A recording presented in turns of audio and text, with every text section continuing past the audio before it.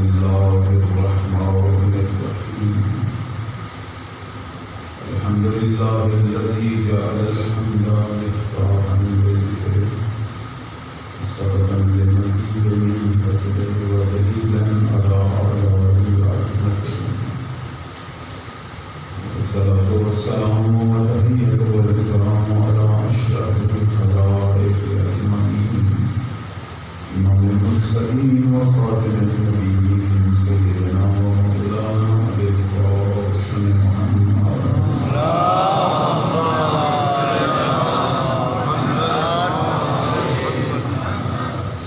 وعلى آله الطيبين الطاهرين المعصومين المنتجبين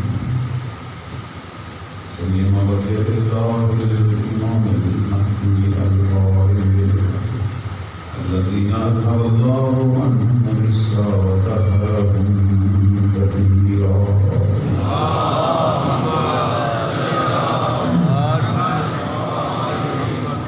ولعنة الله على أعدائهم أجمعين من يوم عداوتهم إلى يوم الدين. أما بعد فقد قال الله تبارك وتعالى في كتابه وهو أصدق القائلين وقوله ومن قتل مظلوما فقد جعلنا لوليه سلطانا فلا يسرف في القتل إنه كان منصورا. صلاة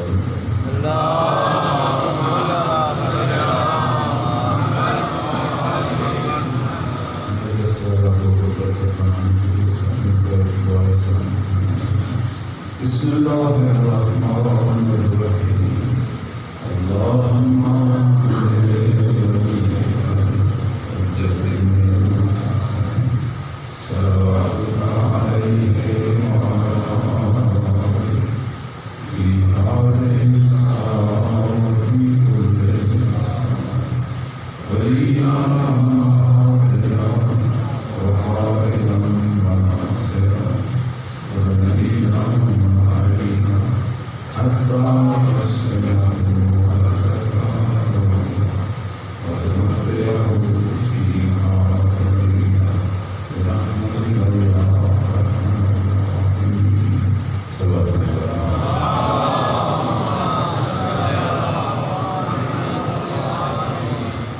اگرچہ یہ چھوٹی سی دعا ہے، دعا سلام کی معمولانہ، اس کے اتنے ثمرات اور فوائد ہیں. جناب آیت اللہ سید محمد تقی موصلی اصفہانی وہ اپنی کتاب میں دیار المقارہ میں لکھتے ہیں کہ اگر یہی دعا جو مولا کی سلامتی کے لیے تو پڑھتا ہے، اگر اسی کا دوبارہ ذکر کر، صرف اسی ذکر کے اللہ تجھے 90 ثمرات عطا کرے. صرف اسی ذکر.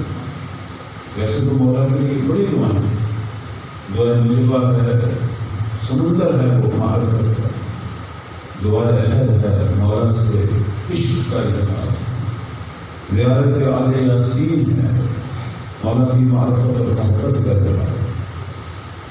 اور آج تو جمعہ، اور جمعے کا دن بھی صحب و زمان کا دن. سارے دنوں میں جمعہ جو ہے وہ مولا کے ساتھ خاص ہے. ہمارے علماء فرماتے ہیں کہ ہفتے کا ہر دن کسی نہ کسی معصوم کے ساتھ خاص ہے. یہ ہمارے اور آپ کے 10ویں امام مولا امام علی نقی علیہ السلام کا فرمان ہے.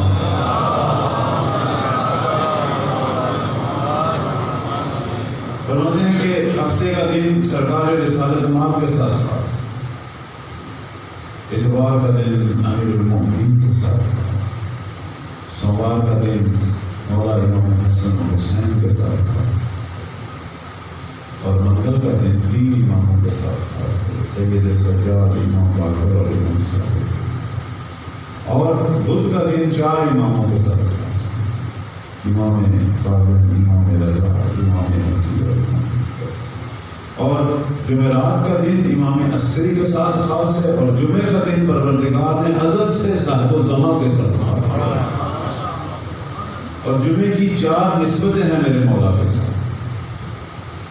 ایک نسبت یہ ہے کہ مولا کی ولادت بھی جمعے والے دن، اور جب مولا نے ظہور کرنا ہے تو وہ بھی جمعے کا دن ہو. 2 باتیں. اور تیسری جو ہے وہ مولا کے القاب میں سے ایک لقب بھی جمعہ ہے. جمعہ یعنی مولا نے پوری دنیا کو جمع کرنا. اور چوتھی بات جو ہے وہ یہ ہے کہ یہ دن اللہ نے صبح سے لے کر شب تک زمانے کے امام کے ساتھ خاص کر. اور یہ جو دعا ہے سلامتی امام زمان کی، اس کو ہمیشہ اپنا ورد رکھا ہے. اس کے بڑے فوائد ہیں. 90 فائدے لکھے ہیں ایک آیت اللہ نے. اب میں وہ 90 فائدے تو نہیں بیان کر سکتا، صرف چند فوائد کی طرف اشارہ کروں گا کہ سب سے پہلا فائدہ اس دعا پڑھنے کا اپنے جوانوں کو، اپنے بھائیوں کو، کہ جو یہ دعا پڑھتا ہے پروردگار اسے اہل انتظار میں سے قرار دیتا ہے. اہل انتظار کون ہے؟ مولا کے ظہور کے منتظر.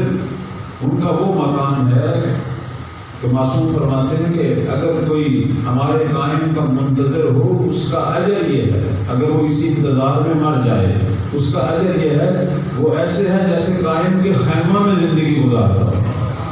پھر فرمایا نہیں بلکہ قائم کی رکاب میں شہید ہوا. پھر کہا نہیں سرور کائنات کی رکاب میں دشمنان دین سے جنگ کرتا ہوا شہید ہوا. یہ ایک اثر ہے اس دعا کو پڑھنے کا. دوسرا اثر کیا ہے؟ دوسرا اثر یہ ہے کہ جو شخص یہ دعائے سلامتی امام زمان پڑھتا ہے، اپنا ورد قرار دیتا ہے، فرماتے ہیں کہ روز قیامت 3 معصوم اس کی شفاعت کریں گے. ایک خود امام زمان کریں گے، دوسری بی بی زہرا کریں گی، اور تیسری سرور کائنات کریں گے. صلی اللہ علیہ وسلم.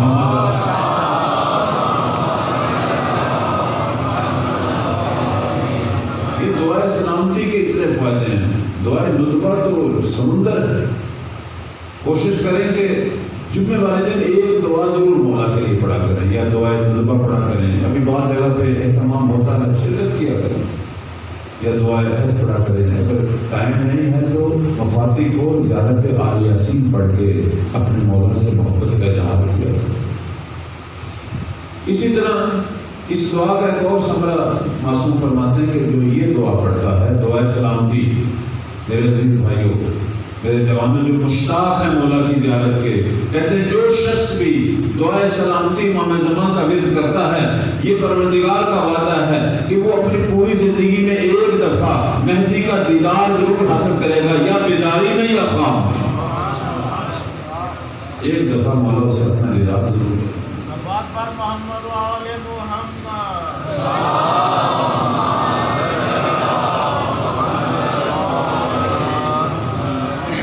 اور بڑے اس کے فوائد ہیں.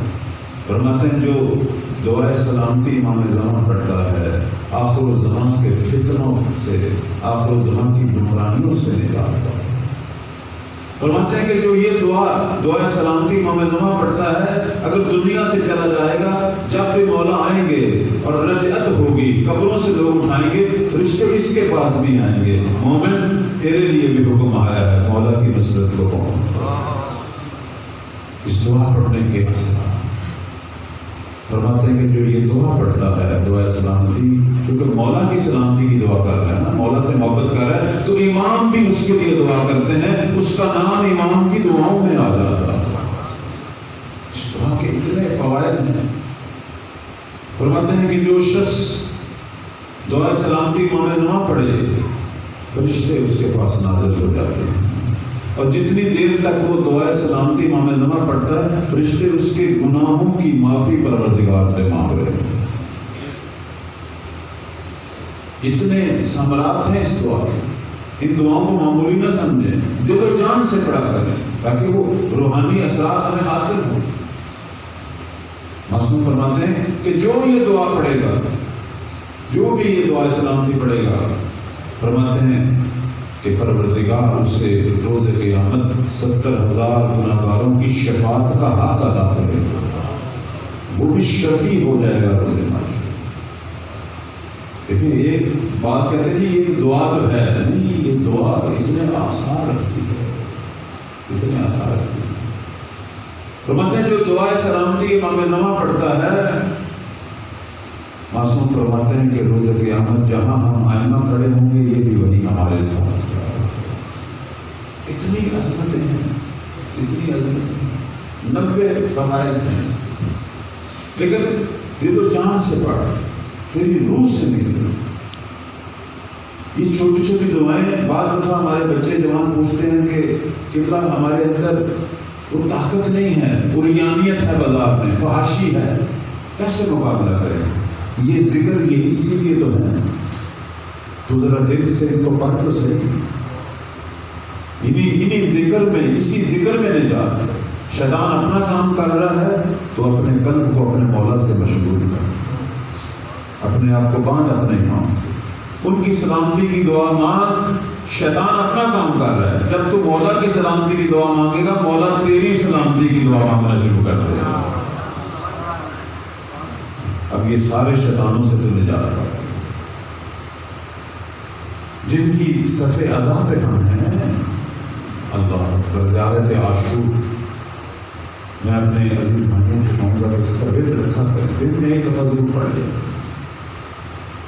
اس کا پڑھنے کا، ایک دفعہ پڑھنے کا ثواب یہ ہے کہ پروردگار اس سے روز قیامت شہداء کربلا کے ساتھ محشور کرے گا. ان دعاؤں کے اثرات ہیں. حتیٰ کہ ہمارے علماء یہ کہتے ہیں کہ اگر تو زیارت عاشور نہیں پڑھ سکا اس کسی دن، تو اپنے مولا کو، سید الشہداء کو سلام کرنا نہ بھول.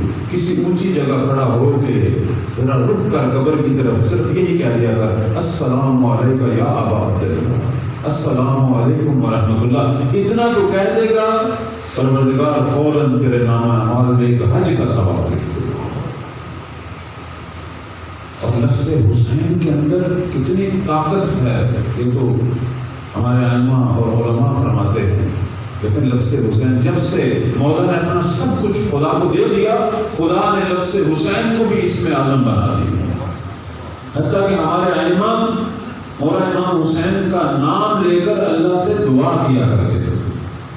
نام لیتے تھے سید الشہداء. اتنی عظمت ہے اسلام. اللہ کی بارگاہ میں 8ویں امام مولا امام رضا علیہ السلام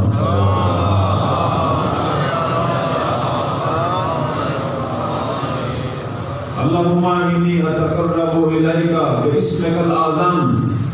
اے پروردگار، میں تیری بارگاہ میں، تیرے تقرب میں، تیرے اسم اعظم کے ساتھ اپنی حاجت پیش کرتا ہوں. پوچھا کسی نے، مولا یہ کون سا اسم اعظم ہے؟ کہا ہمارے جد سید الشہداء کا نام. اللہ نے اسے اسم اعظم بنا دیا. سید الشہداء کے نام میں اتنی روحانیت ہے. یہ جو ہمارے جوان، ہمارے مومنین مومنات سینے پہ ہاتھ مارتے ہیں اور یا حسین کہتے ہیں، یہ کوئی سادہ لفظ نہیں ہے، یہ کوئی عام توفیق نہیں ہے. علماء اور عرفا یہ کہتے ہیں کہ جب کسی مومن کے منہ سے حسین نکلتا ہے، جتنے شیطان بھی اس پر حملہ کرنے لگتے ہیں سب بھاگ جاتے ہیں. لفظ حسین کا دل اتنی بات روحانیت ہے. صلوات بر محمد و آل محمد.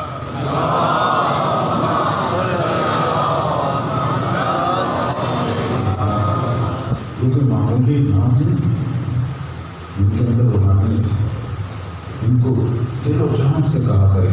روح پر ضرب ہے، یہ روح کو بیدار کرتی ہے، انسان کا اندر بیدار ہو جاتا ہے.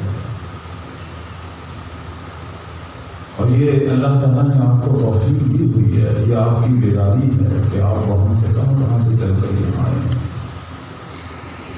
بہت سارے لوگ شاید آنے کا ارادہ رکھتے تھے، نہیں آ سکے، شاید راستے میں آ رہے تھے واپس مڑ گئے. یہ بہت بڑی توفیق ہے کہ سب اللہ پہ آ رہے ہیں. شکر ادا کریں اپنے امام کا کہ جو آپ کو لے آیا ہے. یہ ان کی توفیق. وہ ہمارے تمام امور سے مختلف ہیں، ہمارے تمام حالات سے واقف ہیں. ریاست کا مطلب یہ نہیں ہے کہ انہوں نے ہمیں اپنے حال پہ چھوڑ دیا. معصوم نے بارہا کہا ہے، اِنَّا غَيْرُ مُحْمِنِينَ لِمُرَاتِكُمْ وَلَا نَاسِينَ لِذِكْرِكُمْ. اے مومنو، اے شیعو، میرے غائب ہونے کا مطلب یہ نہیں ہے کہ میں نے تمہیں تمہارے حال پہ چھوڑ دیا ہے یا تمہیں بھول گیا ہوں. نہیں، لولا ذالک، اگر میں بھول جاتا لنزل بکم اللاوا وسلمکم العذاب. پتہ نہیں تم پر کیا کیا مصیبتیں آتی اور دشمن اب تک تمہیں ختم کر چکا ہوتا. یہ جو تم سب مصیبتوں اور دشمنیوں کے مد مقابل فولاد بن کے کھڑے ہو، اور دنیا میں آج شیعہ اپنے قد و قامت کے ساتھ کھڑا ہے، کھل کے عزاداری کر رہا ہے، کھل کے اپنی نماز، اپنی مسجدیں، اپنے امام بارگاہ بلکہ حکومتیں بنائے بیٹھا ہے۔ یہ انہی کا تو کرم ہے، یہ انہی کا کرم ہے۔ کل میں نے غیبت کے حوالے سے گفتگو شروع کی تھی اور عرض کیا تھا کہ اگرچہ میرا امام غائب ہے لیکن یہ علماء اور یہ مراجع کا نظام ان کی سرپرستی سے چل رہا ہے۔ کل اس حوالے سے میں نے آپ کی خدمت میں کچھ بیان کیے تھے کہ ہم جب کوئی مشکل کا شکار ہوتے ہیں تو اپنے فقہا کی طرف رجوع کرتے ہیں، لیکن جب فقہا کو مشکلیں پیش آتی ہیں تو وہ کہاں جاتے ہیں؟ ان کی سرپرستی یہی تو کرتے ہیں۔ کیوں ہمارا نظام اجتہاد زندہ ہے؟ چونکہ زندہ ایمان کا سایہ ہے اس میں۔ بڑی بڑی ہستیاں، بے شمار واقعات۔ علامہ ہندی رحمت اللہ بہت بڑی ہستی گزری، 9 سال کی عمر میں مجتہد بنے۔ آپ سمجھ لیں کہ کتنی بڑی شخصیت تھی، کتنی انہوں نے محنت کی، ان کے والدین نے کی، ان کی کیسے تربیت کی کہ یہ ہستی 9 سال کی عمر میں مجتہد بنی۔ یہ جو ایران اور شیعہ دیکھ رہے ہیں یہ اسی ہستی کے مناظرے کی وجہ سے ہوا ہے، یہی انہوں نے شیعہ کیا۔ اب وہ ایک بہت طولانی واقعہ ہے، میں اس کی طرف نہیں جاتا، لیکن یہ کہ امام وقت کے مولا کس طرح علماء کی سرپرستی کرتے ہیں، کیسے ان کی مشکلات کو حل کرتے ہیں، اس کی طرف ایک چھوٹی سی حکایت کی طرف اشارہ کروں گا۔ صلوات پڑھیں بر محمد علیہ۔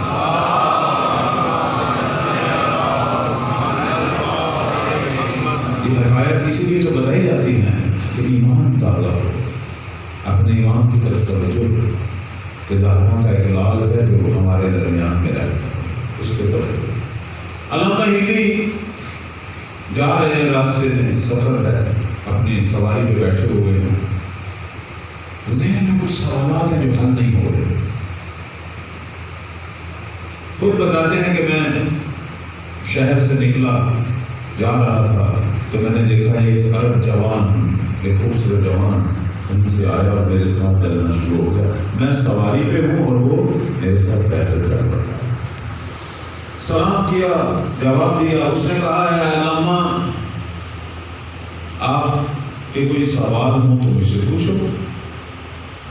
علامہ ہندی نے حیران ہو کے پوچھا، بھی علامہ میں ہوں، وقت کا مجتہد میں ہوں، یہ جوان مجھے کہہ رہا ہے کہ اگر کوئی سوال ہے تو پوچھو۔ حیران ہو،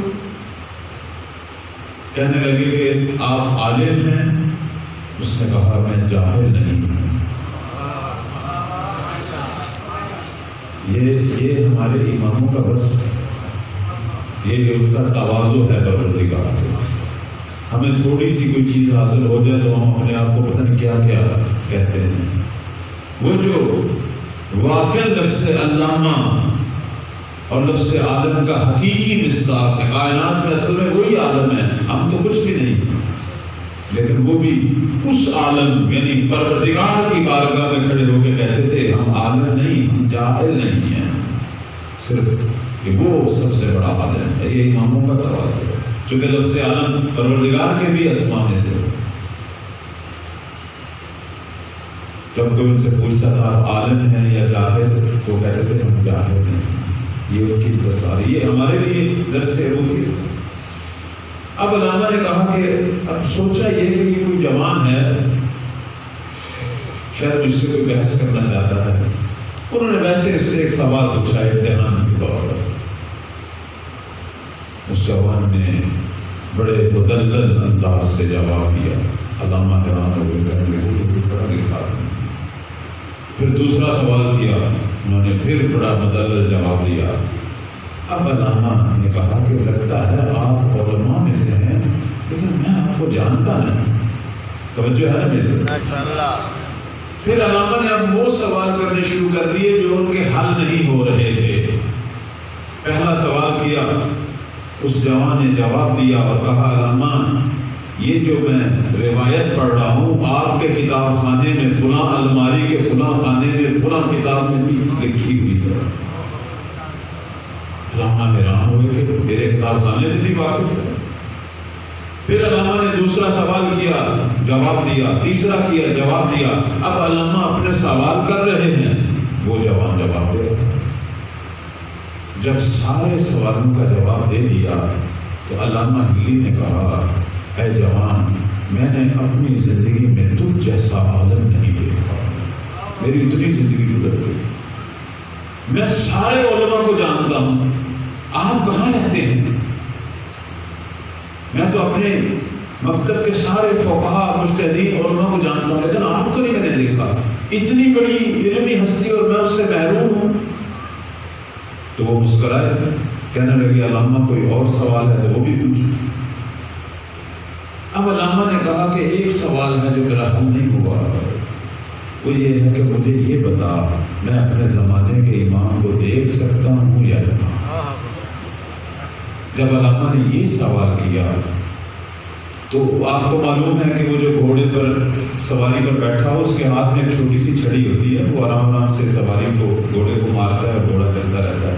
وہ چھڑی علامہ کے ہاتھ سے گر گئی، اس جوان نے وہ چھڑی اٹھائی، علامہ کے ہاتھ پہ رکھی، کہا علامہ تو کیوں نہیں اپنے امام کو دے سکتا؟ اس وقت تیرے امام کا ہاتھ تیرے ہاتھ میں تو ہے۔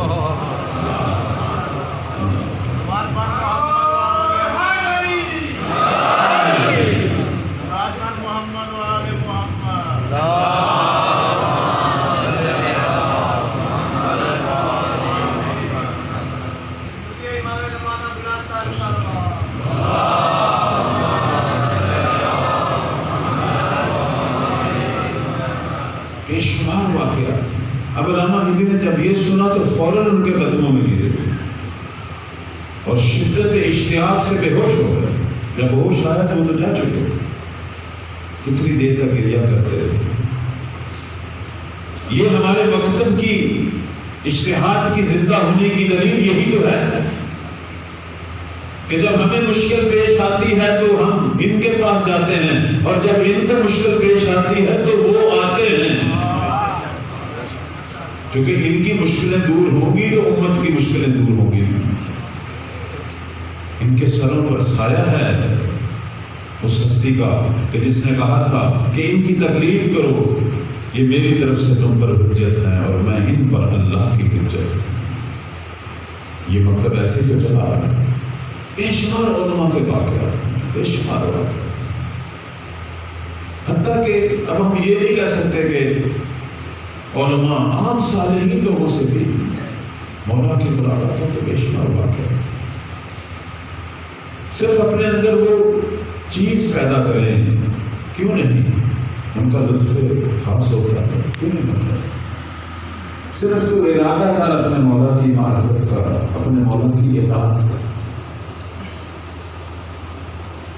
ہمارا جو بنیادی وظیفہ ہے اس غیبت میں وہ یہی تو ہے کہ ہم اپنے امام کی معرفت کریں۔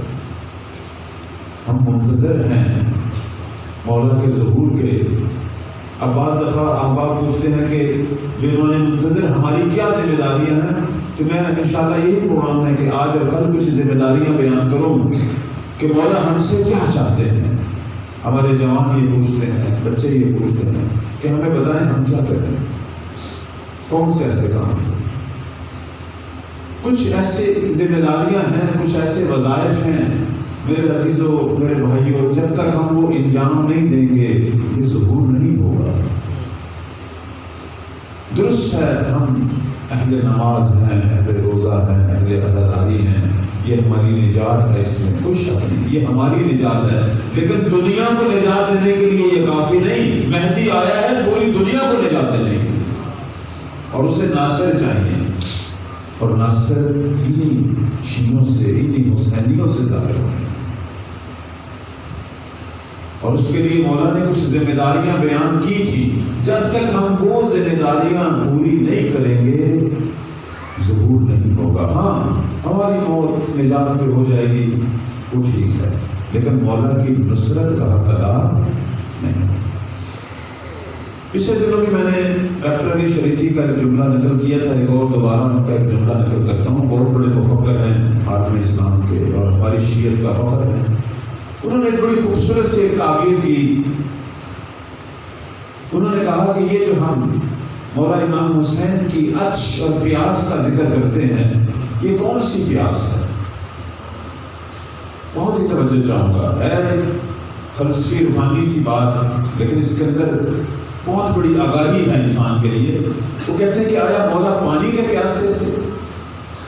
وہ تو علی اصغر بھی پیاسے تھے، وہ تو علی اکبر بھی پیاسے تھے، وہ تو سکینہ بھی پیاسے تھے، وہ تو ساری بیویاں بچے پیاسے تھے. مولا کس پیاس کا ذکر کرتے ہیں؟ حسین پانی کی پیاس کا ذکر نہیں کر رہا، حسین نصرت کی پیاس رکھتے ہیں. مولا ناصروں کے پیاسے، تشنہ نصرت. یہ جو انہوں نے استغاثہ نصرت بلند کیا، یہی ان کی پیاس ہے. یہ پیاس ہے. اور آج بھی ہمارا امام تشنہ ہے، حسین کی طرح پیاسا ہے، ہم سے نصرت مانگ رہا ہے کہ میرے شیعو، اے میرے مومنوں، اٹھو، وہ وظائف ادا کرو تاکہ اس دنیا کو ظالموں کے شر سے نجات دے. اب وہ کوئی سخت کام نہیں ہے، چھوٹی چھوٹی چند چیزیں ہیں. وہ انشاءاللہ اگر آپ کا مزاج ہے تو آپ کی خدمت میں کچھ آج اور کچھ کل بیان کروں گا. ایک سبق پڑھنے والا محمد والا.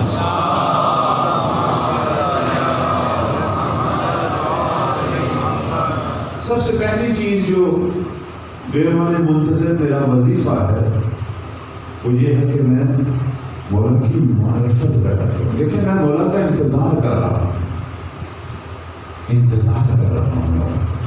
مجھے آپ خود بتائیں، انتظار عمل ہے یا حالت ہے؟ آپ مجھے خود بتائیں، انتظار کیا ہوتا ہے؟ حالت ہوتی ہے یا عمل ہوتا ہے؟ جب ہم کسی مہمان کا انتظار کرتے ہیں تو ایسے ہی کرتے ہیں جیسے مولا کا کر رہے ہیں. بھئی آپ کے یہاں کوئی مہمان آئے تو آپ اس کا کس طرح کا انتظار کرتے ہیں؟ اس کے لیے پہلے کچھ نہ کچھ حرکت میں آتے ہیں یا نہیں آتے؟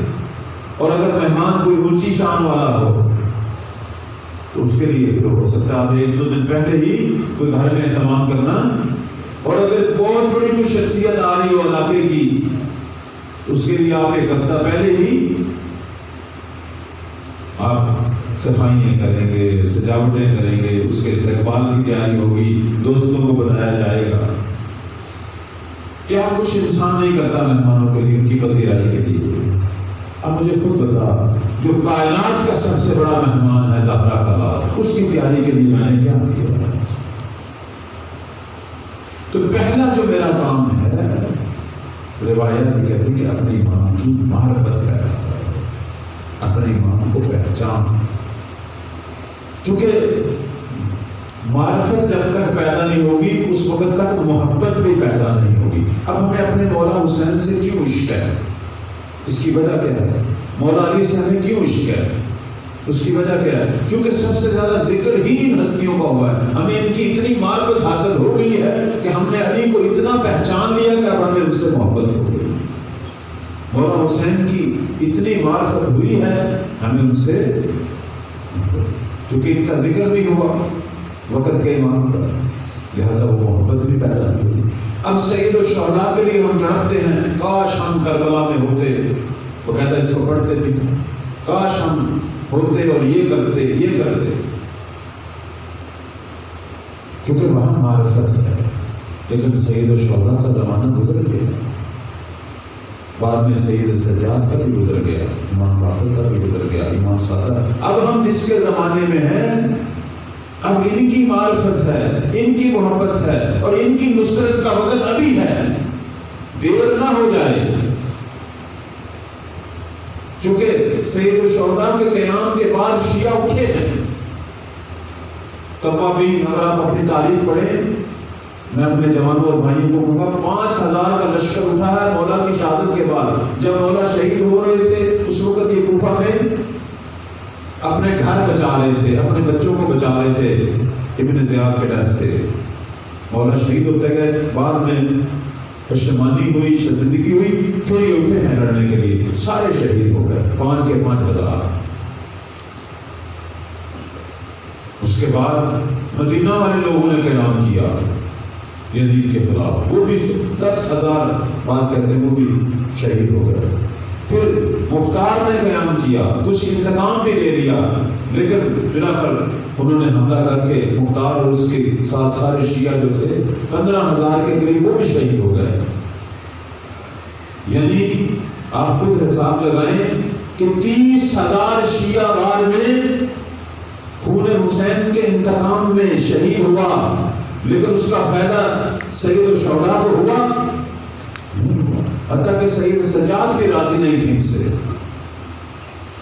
انہوں نے بھی کسی قیام کی حمایت نہیں کی۔ انہوں نے کہا جب میرے بابا کو ضرورت تھی تم نہیں ہے۔ میں یہی تو کہتا ہوں کہ کہیں ان کے لیے بھی دیر نہ ہو جائے، یہ نقطہ ہے۔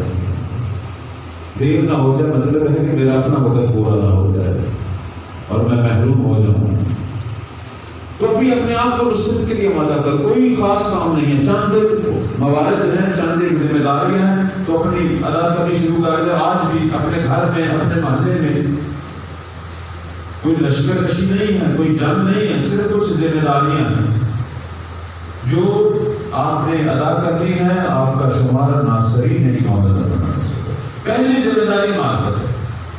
میں اپنے بچوں بھائیوں کو کہوں گا کہ آج کل معرفت حاصل کرنا بڑا آسان ہے۔ معرفت میں پہلا زینہ شناخت ہے اپنے مولا کے بارے میں۔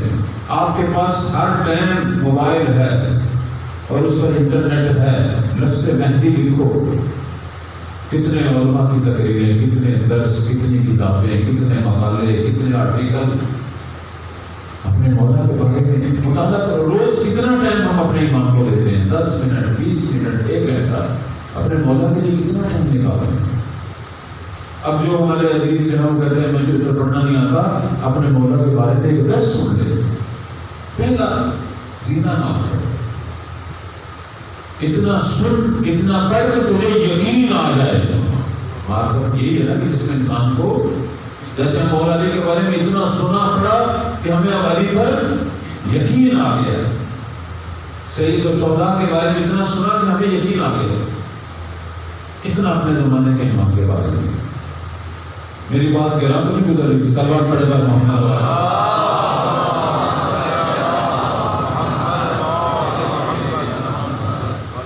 اور جو آدمی معرفت پیدا کرتا ہے نا، یہ ہمارے 5ویں امام کا فرمان ہے۔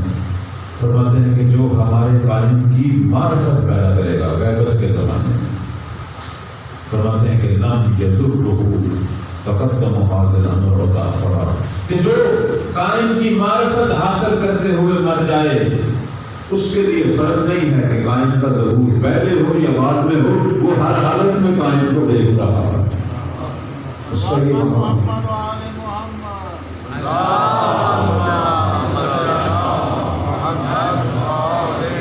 چونکہ جب آپ اپنے مولا کے بارے میں پڑھیں گے، علم پیدا کریں گے، یقین پیدا کریں گے، تو قربت تو پیدا ہوگی۔ انسان پہلے فکری طور پر امام کے نزدیک ہوگا، مطالعے سے۔ معرفت کے زینے ہیں، پہلے فکری طور پر اپنے سارے سوالوں کا جواب دیں۔ جیسے ہماری یہ گفتگو بھی جو چند دن سے چل رہی ہے، یہ وہی فکری گفتگو ہے، آپ کی معلومات کو بڑھانا۔ یہ پہلا زینہ ہے، اپنی پہلے فکر کو راضی کر، قانے کر، فکری طور پر جو ذہن میں سوال ہے پوچھ، پھر اپنے دل کو اپنے مولا سے بنا، پھر دعا پڑھ، پھر توسل کر، پھر امام سے عہد و پیمان مان، پھر اپنے آپ کو مولا کے حوالے کر۔ کہتے ہیں مولا کے ناصرین جو ہیں ان کی نشانی یہ ہے کہ جس طرح کنیز اپنے آقا کے آگے کنیزگی کا حق ادا کرتی ہے، یہ اس سے بھی زیادہ غلامی کا حق ادا کرتی ہے۔ اتبع الامل سیدہ، اپنے آپ کو اپنے مولا کے حوالے۔ اور یہاں میں ایک نقطہ جو بنیادی طور پر عرض کرنا چاہتا ہوں وہ یہ ہے کہ معرفت آسانی سے حاصل نہیں ہوتی، اس میں اللہ سے بھی دعا کرو کہ خدا تجھے ایمان کی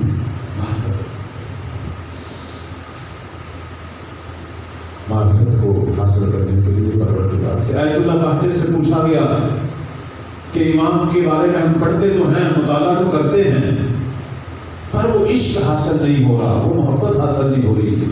فرمایا اللہ کی بندگی بھی کر کے خدا تجھے یہ توفیق دے۔ اللہ کا پہلے عبد بن، اپنے حلال اور حرام کی پرواہ بھی کر، کیونکہ جب تک تو خدا کا عبد نہیں ہوگا اس وقت تک اس کے اولیاء کی محبت تیرے دل میں پیدا نہیں۔ امام تک پہنچنے کا راستہ وہی پروردگار ہے۔ ایک چھوٹا سا واقعہ آپ کی خدمت میں بیان کرتا ہوں، سوال پڑھنے والا۔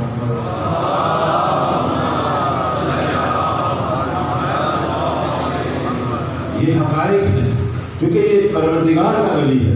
جب تک ہمارے معاملے اللہ سے ٹھیک نہیں ہوتے ولی کی معرفت ہمیں حاصل نہیں ہوتی۔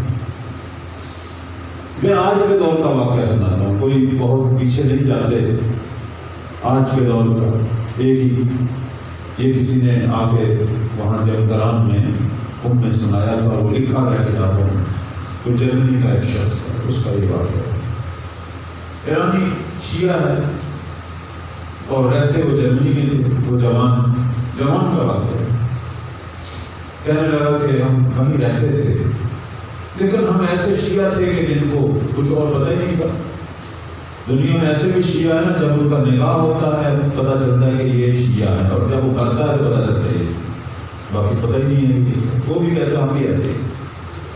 میڈیکل کا اسٹوڈنٹ تھا، کسی گاؤں میں رہتا تھا اور شہر جاتا تھا اپنا وہ پڑھنے کے لیے اور پیپر دینے کے لیے۔ تو اپنا واقعہ وہ بیان کر رہا ہے کہ میں ایک دفعہ نکلا، آخری میرا پیپر تھا، اور میں جب جانے کے لیے نکلا تو راستے میں بس خراب ہو گئی، اور پیپر جو ہے وہ میرا آج آخری پیپر تھا، وہ رہ جاتا تو میں ایک سال میرا ضائع ہوا۔ اب وہ سوچ رہا ہے کیا کروں۔ بس والا جو ڈرائیور ہے وہ کہتا ہے کہ مکینک آئے گا، ٹھیک ہوگا، 1-2 گھنٹے لگیں گے، آپ صبر کریں۔ میں بار بار اپنا ٹائم دیکھ رہا ہوں۔ اسی دوران کہتا مجھے یاد آیا کہ ہماری ایک دادی آیا کرتی تھی ایران سے، وہ ہمیں کہا کرتی تھی، کہانیاں سنایا کرتی تھی، کہتی تھی بیٹا جب کبھی مشکل ہو تو یہ کہا کرو یا صاحب زمان ادرکنی، چونکہ ہم شیعہ بے وارث نہیں ہیں، ہر دور میں ایک وارث اللہ نے ہمیں دیا ہے، پریشان ہونے کی ضرورت نہیں۔ جب بھی کبھی کوئی مشکل آئے اپنے وارث کو پکار دیا کرو۔ کہنے لگا کہ مجھے تو ان چیزوں پر کوئی عقیدہ ہی نہیں تھا، یہ کیا بات ہے کہ ایک آدمی ہے کہ جو پورے جہاں کے شیعوں کا خیال رکھتا ہے اور وہ ان کی مشکلوں، میں تو اس کو ایک افسانوی سی چیز سمجھتا تھا۔ خیر کہتا اس وقت کوئی اور چارہ تو نہیں تھا، میں نے سوچا چلو میں اپنا یہ عقیدہ اپنے والدین کا آزما لوں کہ آیا کوئی ایسی بات بھی ہے یا نہیں۔ اب کہتا میں نے توسل کیا۔ اچھا اب اس شخص نے جو توسل کیا ہے، میں اس سے پہلے کہ وہ توسل بیان کروں آپ کی خدمت میں واضح کرنا چاہتا ہوں، ہمارے بہت سارے مومنین یہ کہتے ہیں کہ ہم توسل کرتے ہیں لیکن جواب نہیں ملتا۔ میں اس کی وجہ بھی بیان کروں۔ ائمہ سے جب آپ توسل کرتے ہیں اس کی ایک خاص حالت ہے، اس کے اندر خاص الفاظ ہیں، خاص انداز ہے۔ ہم شیعہ کیا کرتے ہیں جب توسل کرتے ہیں؟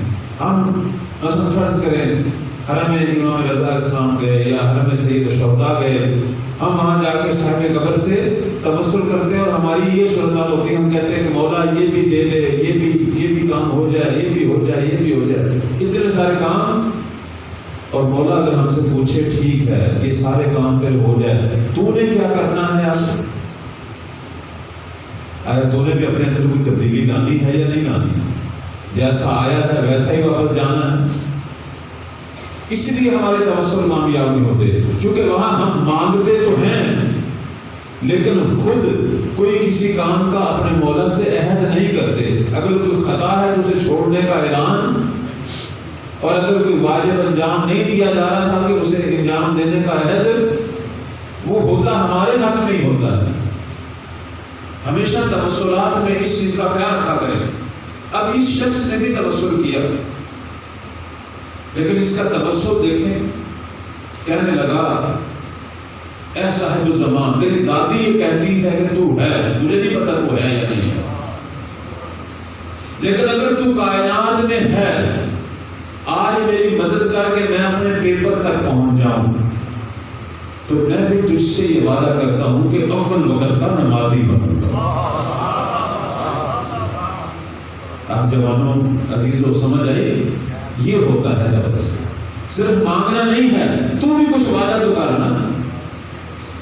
اگر کوئی چیز نہیں چھوٹ رہی تو کہہ آج کے بعد موبائل میں یہ چیز نہیں دیکھوں گا، آج کے بعد اپنی آنکھوں کو جھکاؤں گا، نامحرم کی طرف نگاہ نہیں کروں گا، آج کے بعد اول وقت کا نمازی بنوں گا۔ اگر تنگ کرتا تھا میں کسی کو، آج کے بعد تنگ نہیں کروں گا۔ اگر دکاندار ہوں، کاروباری ہوں تو اپنے معاملے میں کوئی ہیر پھیر یہ بھی کہا کرو نا۔ پھر دیکھو اس کا اثر، پھر اس کا اثر سامنے آیا۔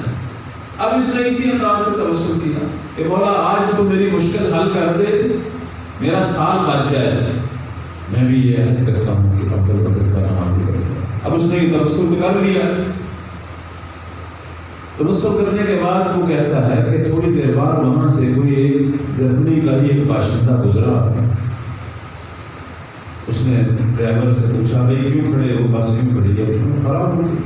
اس نے کہا میں مکینک ہوں، دیکھتا ہوں اگر ٹھیک ہو جائے۔ اب جو مکینک آدمی ہوتا ہے آپ جانتے ہیں، وہ تو ہاتھ لگاتا ہے، کوئی ہلکی سے کوئی فالٹ ہوتا ہے وہ ٹھیک ہو جائے۔ اس نے ہاتھ لگایا، اس نے کہا ہاں بھیا دوبارہ اسٹارٹ کرو، اسٹارٹ کی، بس اسٹارٹ ہو گئی۔ اب سارے لوگ خوش خوش بیٹھ گئے۔ یہ کہتا ہے میں بھی خوشی سے بیٹھ گیا، مجھے اپنا توسل بھول گیا۔ جب میں بیٹھا ہوں تو وہی جرمنی کا باشندہ میری طرف آیا جس طرف میں بیٹھا تھا۔ میری کھڑکی کو اس نے نوٹ کیا، میں نے کھڑکی کھولی تو اس نے جرمنی کی زبان میں مجھے کہا کہ مولا سے جو وعدہ کیا تھا اب یاد رکھنا۔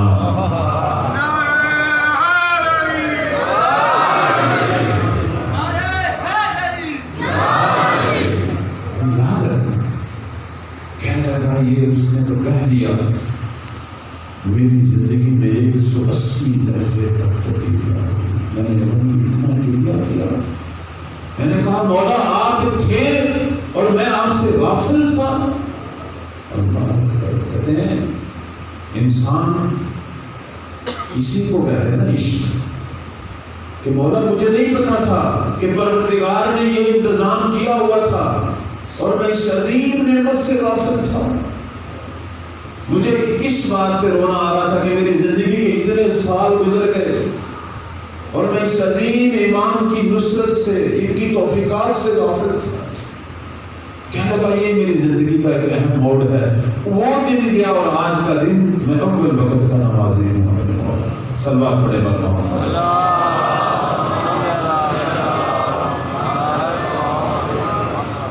اپنے زمانے کے امام سے روح کا ربط پیدا کر، قلب کا ربط پیدا کر۔ وہ ہمارے قلب پر بھی جھانکتے ہیں، ہمارے دلوں کو۔ اس نے توسل بول کے نہیں کیا تھا، دل میں کیا تھا، اس نے دل میں کیا تھا، اور وہ تو دلوں کا حال بھی جانتے ہیں، وہ دلوں کا حال بھی۔ بے شمار واقعات ہیں میرے دل میں، بے شمار واقعات۔ میرا آج دل تھا کہ ایک ناصر جس کا نام محمد رضا شفیع، اپنے بچوں اور جوانوں کو کہوں گا اپنے موبائل پہ سرچ کریں، محمد رضا شفیعی ایران کا ایک شہید ہے۔ اس کو دیکھیں، اس کی زندگی، ہمیشہ شہداء کی زندگی کو بڑا کریں میرے جوانوں عزیزوں۔ ہمارے لیے ان کے اندر وہ روحانی مقامات ہیں ہماری نجات کے۔ ان کی زندگیوں کو دیکھیں گے تو پتہ چلے گا نا کہ وہ کیسی زندگی ہے جو میرے امام کو پسند ہے۔ اب یہ جو جوان ہے یہ 14 سال کا تھا، یہ جنگ پہ چلا گیا کیونکہ امام خمینی کا حکم تھا۔ ماں نے کہا تو بچہ ہے، کہنے لگا وقت کے نائب امام کا حکم واجب ہے، جنگ پہ چلا گیا۔ 19 سال کی عمر میں شہید ہو گیا۔ لیکن شہید کیسے ہوا؟ اللہ، زخمی حالت میں یہ اسیر ہوا۔ وہ عراق کی فوج جو اس نے اسے اسیر کیا، زخمی تھا، بدن پہ گولیاں لگی ہوئی تھی۔ انہوں نے کہا کہ تیرا علاج تب کرتے ہیں، تجھے پانی تب پلائیں گے، اپنے مجتہد امام خمینی پر تبرہ کر۔ اس نے کہا وہ نائب امام ہے، میں صدام پر تبرہ کرتا ہوں۔ انہوں نے اس کو ایک ایسے جگہ پہ رکھ دیا اور پھینک دیا. 11 دن تڑپتا رہا پیاس سے اور مولا حسین کی طرح تشنا دنیا سے گیا. اس کے بعد انہوں نے اس کو ایک جگہ پہ دفنا دیا. محمد رضا شریف 16 سال بعد جب لاشوں کا تبادلہ شروع ہوا ایران اور عراق کے درمیان، ان کی لاشیں ادھر جا رہی تھیں اور ادھر کی لاشیں. بہت توجہ رکھیے گا. اس کی قبر کھولی گئی جہاں اسے دفنایا گیا تھا. عراقی حکومت نے اس کی بھی قبر کھولی کہ اس کی بھی ہڈیاں جو ہیں وہ ہم 16 سال کے بعد ہڈیاں ہوتی ہیں قبر میں. لیکن جب قبر کھولی دیکھا لاش تر و تازہ جیسے ابھی دفن کیا. 16 سال کچھ بھی نہیں ہوا لاش. یہ جو میں چیز بیان کر رہا ہوں یہ انٹرنیٹ پہ لکھی ہوئی ہے. یہ عراقی اور ایرانی اداروں کی لکھی ہوئی رپورٹ ہے. عراقی حکومت نے کہا کہ اگر یہ لاش صحیح سالم ایران جاتی ہے تو یہ شیعہ مذہب کی حقانیت کی دلیل ہے. یہ ان کی حقانیت کی دلیل ہے. نعرہ تکبیر اللہ اکبر. نعرہ تکبیر اللہ اکبر. نعرہ رسالت یا رسول اللہ. نعرہ رسالت یا رسول اللہ. نعرہ حیدری یا حیدری. نعرہ حیدری یا حیدری. حسینیت زندہ باد. حسینیت زندہ باد. یزیدیت مردہ باد. یزیدیت مردہ باد. بر محمد و آل محمد بلندتر صلوات. اللہم صلی علی محمد و آل محمد. بار دیگر بلندتر صلوات. اللہم صلی علی محمد و آل محمد. بار دیگر بلندتر صلوات. اللہم صلی علی محمد و آل محمد. بار دیگر بلندتر صلوات. اللہم صلی علی محمد و آل محمد. میری آواز تو آ رہی ہے؟ صلوات پڑھیں پر اللہم صلی علی محمد و آل محمد. دیگر صلوات پڑھیں پر محمد. اللہم صلی علی محمد و آل محمد.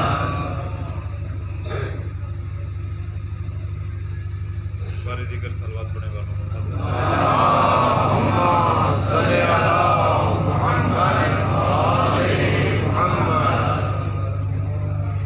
آواز بلند صلوات. اللہم صلی علی محمد و آل محمد.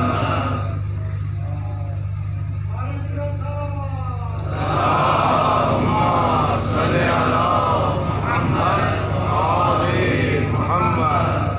نعرہ تکبیر اللہ اکبر.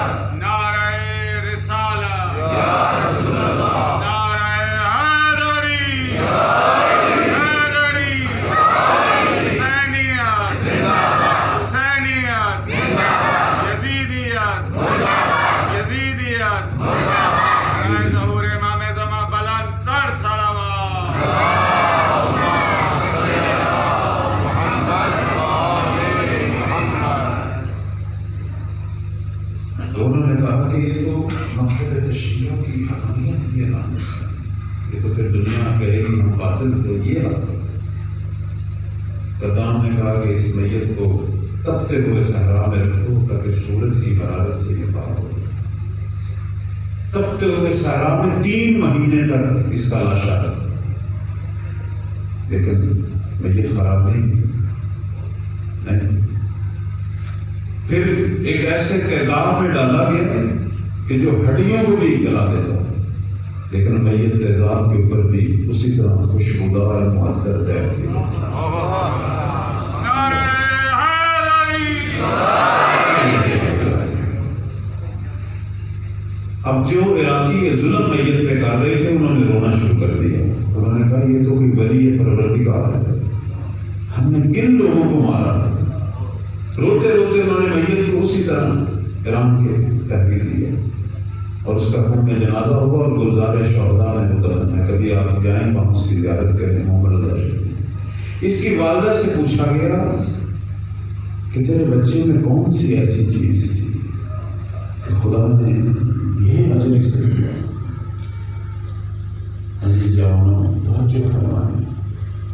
کہنے لگے کہ میرا بچہ جو ہے اس کی ایک خصوصیت یہ تھی کہ یہ ہمیشہ باوضو رہتا تھا. اللہ وضو انسان کو محفوظ رکھتا ہے. یہ وضو کو ایک چھوٹا سا مسئلہ نہ سمجھا کریں. ہم صاف ستھرے ہوتے ہیں کیوں وضو کرتے ہیں؟ وضو ظاہری صفائی نہیں ہے، وضو باطنی صفائی ہے. جب ہم اپنے ہاتھوں کو دھوتے ہیں تو یہ ہوتا ہے کہ پروردگار ان ہاتھوں سے جو میں نے گناہ کیے ہیں ان کی نجاست کو دھو رہا ہوں. جب کلی کرتا ہوں کہ اگر اس زبان سے غیبت کی ہے یا کسی کو دکھ دیا ہے اس کی جو نجاست رہ گئی ہے اس کو دھو رہا ہوں. جب چہرے پہ پانی ڈالتا ہوں اس چہرے سے جو گناہ ہوئے ہیں ان آنکھوں سے اگر کسی نامحرم کو دیکھا اس چہرے سے جو گناہ ہوئے ان کی نجاست کو دھو رہا ہوں. جب دائیں ہاتھ پہ پانی ڈالتا ہوں اس ہاتھ سے اگر کوئی گناہ ہوا ہے اس کی نہیں، چونکہ جب انسان جس عضو سے گناہ کرتا ہے اس کی نجاست وہی رہے. بائیں ہاتھ کو دھوتا ہوں تو بائیں ہاتھ کی وہ باطنی نجاست کو دھو رہا ہوں. اور جب سر کا مسح کرتا ہوں اگر کوئی غلط خیال میرے ذہن میں آیا تھا بے شک وہ کام میں نے نہیں کیا تھا لیکن غلط خیال کی نجاست رہ جاتی ہے اس سر کے مسے سے اسے پاک کرتا ہوں. اور پاؤں کا مسا یعنی پاؤں سے چل کر اگر کسی غلط کام کے لیے گیا تھا اس کی نجاست. یہ اللہ نے ہمیں ہماری روح کو پاک کرنے کے لیے وضو بنایا. ہمیشہ وضو انسان کو ایک حصار میں رکھتا ہے. کہتی ہے کہ میرا بچہ جو ہے وہ ہمیشہ باوضو رہتا تھا. اور دوسری جو اس میں خاصیت تھی یہ غسل جمعہ کبھی بھی نہیں چھوڑتا تھا. ہمیشہ غسل جمعہ جو ہے ایک جمعے سے دوسرے جمعے تک انسان کا بیمہ ہے. انسان کو ہر شر سے محفوظ کر دیتا ہے، حادثاتی موت سے محفوظ کر دیتا ہے، شیطانی حملات سے محفوظ کر دیتا ہے. بہت بڑا اثر ہے غسل جمعہ کا. ان فقہی اعمال کے پیچھے تو فلسفہ ہے، ایسے نہیں ہے. تیسری چیز وہ کہتی ہیں کہ میرا بیٹا ہر روز صبح اٹھ کے امام زمانہ سے عہد و پیمان مانگتا ہے. ہر روز اپنے مولا کو یاد کرتے. یہ عہد و پیمان کا اثر ہے. یہ جوان ایسے ہی بنتے ہیں، ایسے ہی ناصر بنتے ہیں. اور چوتھی چیز وہ کہتی ہیں کہ میرا بیٹا جب بھی سید الشہداء کی مجلس میں جاتا تھا جتنے آنسو نکلتے تھے انہیں خشک نہیں کرتا تھا، آنسو خود بخود خشک ہو جاتے تھے. اپنے آنسو کو خشک نہیں کرتا. میرے عزیز بھائیوں مولا کی نصرت کے راستے کھلے ہوئے ہیں. یہی معرفت کی باتیں ہیں. اسی طرح اپنے اماموں کی اطاعت ہوتی ہے. یہ محمد رضا شفیع نہیں، ہزاروں جوان محمد رضا شفیع بن سکتے ہیں. صرف اپنے امام سے عہد و پیمان مانگنے کی عادت ڈال اور سید و شہداء کی صف اللہ کو کبھی بھی نہ بھول. ہمیشہ یہاں نہیں رونا آتا کوئی بات نہیں. آپ اپنے اوپر غم کی حالت ڈالنے کا. اگر آنکھوں سے آنسو نہیں نکل رہا تو شرمانے کی ضرورت نہیں. میرے مولا نے کہا تھا تو صرف اپنی شکل بنا لیا کر رونے کی، تجھ پر جنت واجب ہے.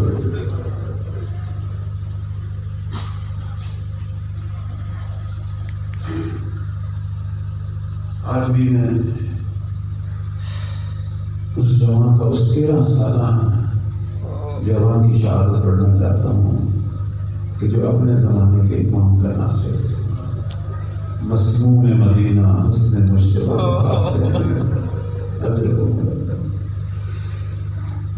ہم عام طور پر مولا قاسم کے مسائل پڑھتے ہیں لیکن آپ کی معلومات کے لیے میں عرض کروں گا کہ امام حسن کے 4 بیٹے کربلا میں آئے تھے. چاروں شہید جس طرح سید حسین کے چاروں جتنے بیٹے تھے وہ کربلا میں شہید ہوئے، اسی طرح حسن مصطفیٰ کے بیٹے بھی سارے آئے تھے کربلا میں۔ جس طرح مولا کی بچیوں کو قید کیا گیا، حسن مصطفیٰ کی بیٹیاں بھی اسیر ہوئی ہیں۔ جس طرح مولا کی ازواج قید ہوئی ہیں، حسن مصطفیٰ کی بھی ہوئی ہیں۔ میں حسن حسین کی بات چھوڑوں، میں کہوں گا پختون کا پورا گھر اجڑا کربلا، پورا گھر ہی گرنے کا ہو جائے۔ یہی جو بڑا بیٹا حسن مصنع تھا، جو سید امام حسن مصطفیٰ کے بڑے بیٹے سید حسن مصنع، یہ وہ ہستی ہے کہ جو مولا امام حسین کے داماد بھی تھے، ان کی بڑی بیٹی فاطمہ کبریٰ کے شوہر بھی تھے۔ یہ جب لڑنے کے لیے جاتے ہیں تو بدن پر 18 زخم لگتے ہیں، تڑپ رہے ہوتے ہیں، اپنے چچا کو بلاتے ہیں، سید الشہداء زخمی حالت میں خیمہ میں لاتے ہیں۔ باقی 3 شہید ہوئے، یہی بچا تھا، وہ بھی زخمی حالت میں۔ اب مولا کے سامنے ہے، زخموں سے تڑپ رہا ہے، نہ دینے کو پانی ہے، نہ زخموں پہ لگانے کے لیے کوئی برہم ہے۔ پتہ نہیں مولا کے دل پہ کیا گزری ہو گئی۔ 11 محرم تک یہ اسی طرح رہے کہ جب اسیر کرنے کا وقت آیا تو ان کی والدہ کے کوئی رشتہ دار تھے اشقیاء کی فوج میں، انہوں نے عمر بن سعد سے اس کا ایمان نامہ لیا اور ان کو لے گئے کوفہ میں۔ 1 سال تک اس کا علاج ہوتا رہا اور یہ بچ گیا۔ یہ خدا کی مصلحت تھی، ایک حسن مصطفیٰ کا لال بچہ ہے اور ایک حسین کا لال بچہ ہے، اور حسن مصطفیٰ کی نسل حسنی اسی سے چلی ہے اور مولا کی سید سجاد سے۔ لیکن میں جس کا ذکر کرنا چاہتا ہوں وہ قاسم ہے۔ 2 سال کے تھے جناب قاسم جب مولا کو زہر دیا گیا۔ جناب قاسم 2 سال کے تھے۔ جب حسن مصطفیٰ مسلم ہوئے تو سید الشہداء نے قاسم کو اپنی گود میں لے لیا۔ قاسم کو خود پالا تھا میرے مولا نے۔ قاسم کا اس لیے ہم زیادہ ذکر کرتے ہیں کہ یہ سید الشہداء کو ایسے ہی پیارا تھا جیسے علی اکبر پیار تھا۔ مولا نے خود تربیت کیا، خود جوان کیا تھا قاسم کو۔ کہتے ہیں شب عاشور جب شہداء کی لسٹ بن رہی تھی تو قاسم آتے ہیں، کہتے ہیں چچا میرا نام بھی ہے شہداء کی فہرست میں۔ مولا کہتے ہیں قاسم مجھے یہ بتا کیف عندک الموت، تو موت کو کیا محسوس کرتا ہے، کیا پاتا ہے؟ کہنے لگا احلا من الاسد، چچا تیری لقاب میں موت تو شہد سے بھی زیادہ شیریں ہے۔ یہ تربیت تھی مولا کی۔ امام نے کہا قاسم تیرا نام بھی ہے اور علی اصغر کا نام بھی ہے۔ قاسم اپنا نام تو سن کے خوش ہوا لیکن غیرت سے قاسم تڑپ گیا، کہنے لگا علی اصغر کا نام، کیا یہ اشقیاء خیموں میں آ جائیں گے؟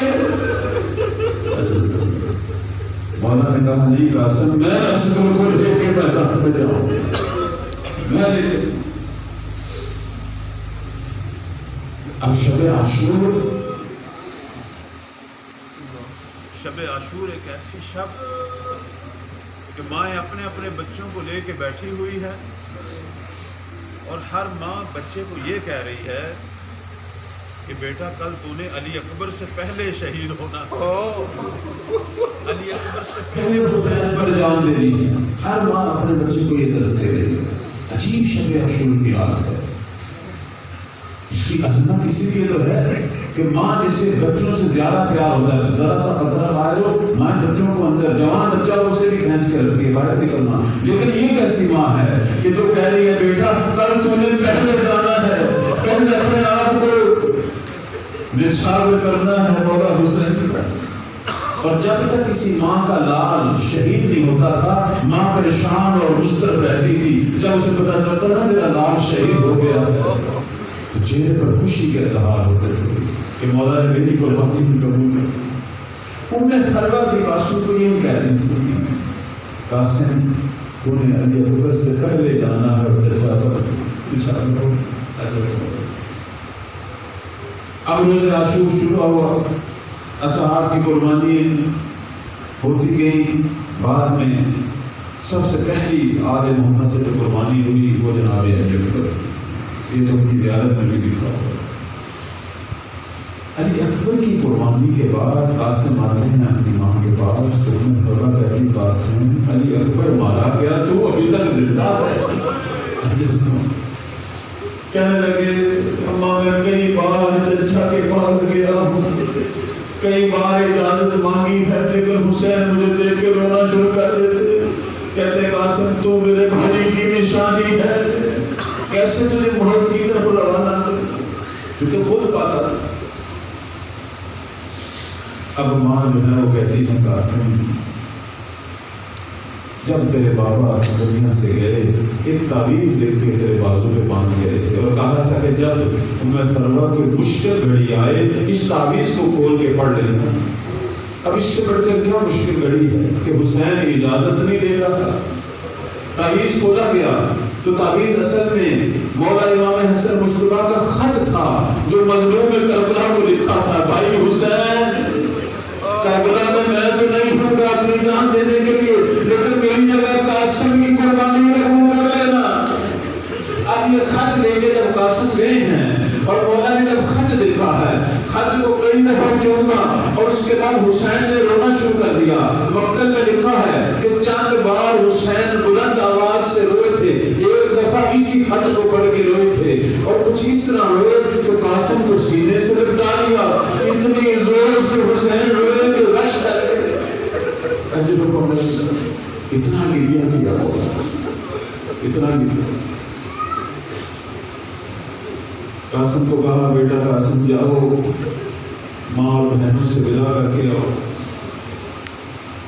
قاسم ودا کر کے آئے، لیکن نہ کوئی ذرہ قاسم کو آتی تھی، نہ وہ خود جو فوجی اپنے سر پہ رکھتے ہیں وہ بھی قاسم کے سر پہ نہیں رکھتا۔ مولا نے اپنے ہاتھوں سے امامہ باندھا، ایک باریک سا پیراہن قاسم کو دیا اور وہ بھی جگہ جگہ سے چاپ کیا میرے مولا، اپنے ہاتھوں سے اٹھا کے گھوڑے پہ سوار کیا۔ قاسم کے پاؤں رکابوں تک نہیں جاتے تھے، مولا نے رکابیں بھی کاٹ کے چھوٹی کی کہ قاسم کے پاؤں رکابوں میں آ جائے۔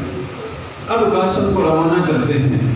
حمید ابن مسلم جو دشمن فوج کا سپاہی ہے وہ کہتا ہے کہ یہ اس کی روایت ہے، وہ لکھتا ہے کہ ہم نے دیکھا خیام میں حسینی سے ایک حسین اور جمیل بچہ آیا ہے، ایسے لگ رہا تھا جیسے حسین کے گھر سے کوئی چاند طلوع ہوا ہے۔ میں کہوں گا جو دشمن کو چاند لگ رہا تھا وہ مظلوم کربلا کو کیا لگتا تھا؟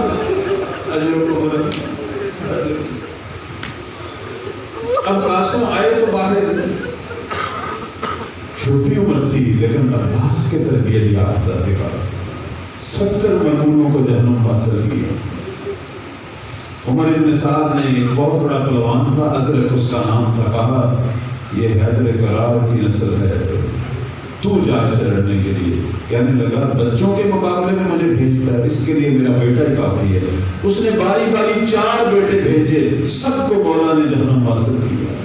بعد میں اس ملعون نے دیکھا نا کہ میری ساری نسل ہی مر گئی ہے، اب یہ خود تلوار اور گرز اٹھاتا ہے، جناب قاسم کی طرف چل پڑتا ہے۔ مولا دور سے دیکھ رہے ہیں سید الشہداء، جب ازرق کو آتا دیکھتے ہیں امام فوراً اٹھ کے ام فروا کے پاس آتے ہیں، کہتے ہیں ام فروا تو ماں ہے، لیکن یہ جو ملعون آ رہا ہے نا لڑنے کے لیے، تو دعا کر کہ اللہ اس کو قاسم کو اس ملعون پر فتح نصیب کرے۔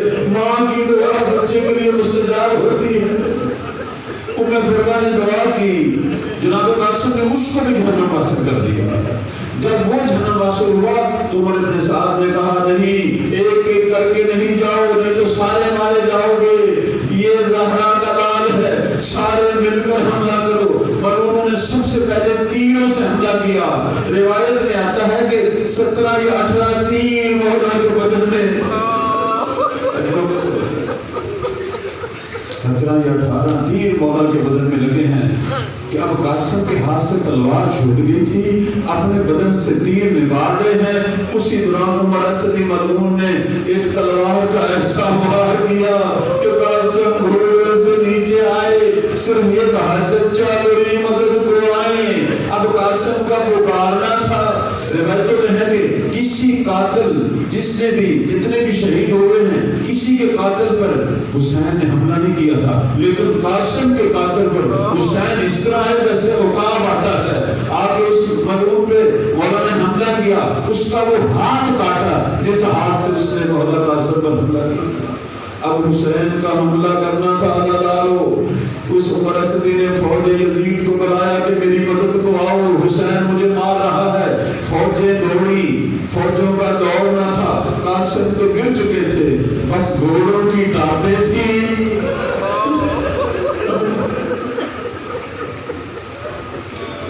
گھوڑوں کے سم تھے اور 13 سالہ قاسم کا زخمی بدن تھا، پتہ نہیں کتنے گھوڑے قاسم کے بدن سے گزرے، بس ایک آخری چیخ ماری کہ چچا جان میرا آخری سلام ہو۔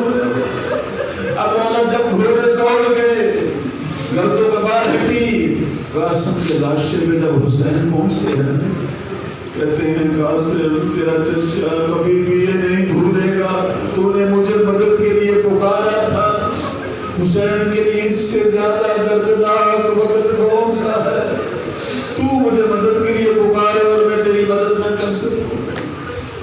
اب مختلف روایتیں ہیں، بعض کہتے ہیں جسم کے ٹکڑے ہوئے، لیکن میں اس کو نہیں مانتا۔ یہ ضرور ہے جو صحیح روایت ہے کہ اتنے گھوڑے بدن سے دوڑے تھے کہ ہر ہڈی ریزہ ہو چکی تھی اور کوئی بند بھی سالم نہیں تھا، کہ مولا نے دیکھا قاسم کی لاش کھڑ چکی ہے۔ اب مولا نے قاسم کا جسم اٹھایا، سینہ مولا کے جسم کے ساتھ تھا، سینے کے ساتھ لٹا ہوا، پاؤں کربلا کی زمین پر گھسٹ رہے تھے۔ وہ بچہ جسے مولا نے اپنے ہاتھوں سے اٹھا کے گھوڑے پہ بٹھایا تھا، اب لاش اتنی بڑھ چکی تھی، اتنی گھوڑے کے سموں کے تھلے لاش پامال ہو چکی تھی کہ مولا سینے سے لگائے قاسم کو لا رہے ہیں۔ جب قاسم کو اس انداز سے لائے تو فروا نے دور سے دیکھا، کہنے لگی حسین کیا میرے بیٹے نے وفا نہیں کی؟ کہا نام میں فروا، قاسم نے تو وفا کی ہے،